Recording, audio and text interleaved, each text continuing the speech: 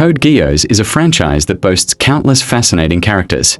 And of course, while most people are always gushing about Lelouch, there are also many characters that help to make Code Geass stories captivating. And, in this video, I want to take the time to list the top 5 Code Geass characters I feel are seriously underrated.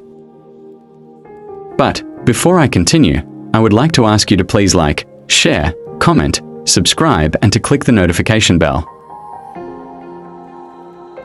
I, Lelouch v. Britannia, command you. Now all of you. Subscribe now.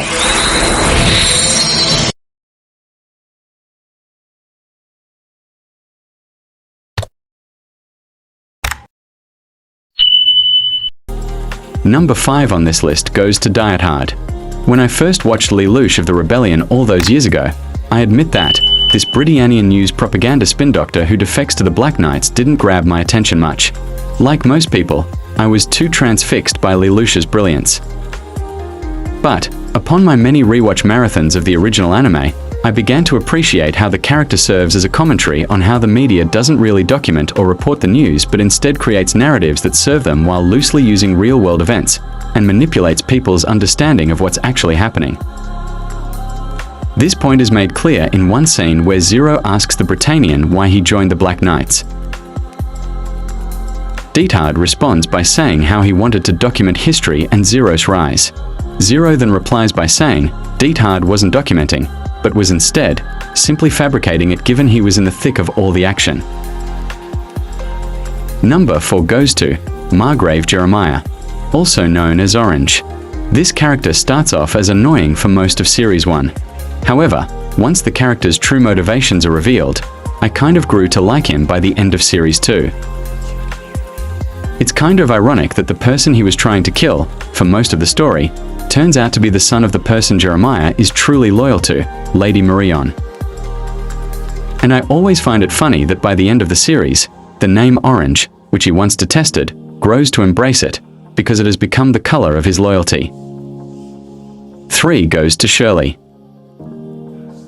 I once read on a Reddit post that Shirley was a slice of life romance anime character stuck in the wrong anime. And that always stuck with me, because of how true it is. She is a character who could have easily been this annoying element that pulled focus away from Lelouch's story with her schoolgirl crush storyline. However, the series uses her feelings for Lelouch as a way to further flesh out the protagonist's character. And no scene embodies this, like when she first explains to Suzaku how she fell in love with Lulu unintentionally. How at first she was unimpressed by him, but grew curious after she witnessed him display an act of kindness to an elderly Japanese couple who were being bullied by a Britannian. She notes how Lelouch did this without being noticed. He didn't want any attention or to boast. This piques her interest. Over time, as she observes Lelouch in secret, she finds herself developing feelings. Her death at the hands of Rollo is tragic, and the speech she gives, as she is dying, is haunting. I love how she basically points out that her role in the story is to constantly fall in love with Lulu over and over again. No matter how many times her mind is erased, she is destined to keep falling in love until that love eventually kills her. 2 goes to Shin Hyuga. This may be controversial, but Shin, to me, is the best villain we've gotten so far in the Code Geass franchise. He had far better motivation for his actions than Charles or Schneisel. Not to mention he has a badass character design, and his mecha is by far the best design we've seen in this universe so far. I've always seen the character as a sort of evil Lelouch. Perhaps that's why I like him. First place goes to Akito Hyuga. To me, I've always felt like Akito is the Eren Yeager of the Code Geass universe. The same way fans have always compared Lelouch to Light Yagami from Death Note, Akito has always reminded me of Eren from Attack on Titan. Now, I won't go into her explanation as to why I feel that way. Perhaps I will save it for a future video. However, the character just simply does it for me. I love how he uses Geass in a similar way that Suzaku does, using the command to live as a way to best his opponents on the battlefield. Akito, on the other hand, uses the command to die to annihilate his opponents, giving us some of the coolest fights we've seen in all of Code Geass. And that's it. How do you feel about the list? If you disagree with any that made the cut, please voice your opinion down below.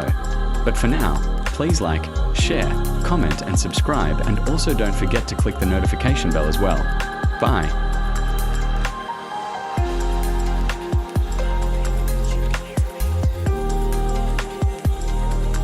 I, Lelouch v. Britannia, command you. Now all of you. Subscribe now.